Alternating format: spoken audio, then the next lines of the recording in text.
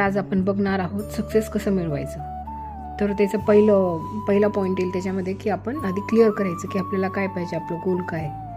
मग दुसरं त्याच्यामध्ये लिहायचं की तुम्हाला का वाटतं की हे करणं खूप गरजेचं आहे आणि त्याने काय फायदा होईल तुमच्या जीवनामध्ये आणि तुम्हाला कसं वाटेल, ते केल्याने तुम्हाला छान वाटेल का, काय काय चांगले फायदे होतील ते लिहायचं.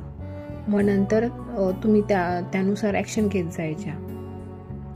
मग नंतर बघायचं की तुम्हाला काय मिळतंय ते तुम्ही ॲक्शन घेतल्यानंतर, म्हणजे फायदा होतोय का नाही होतोय ॲक्शन घेतल्यानंतर.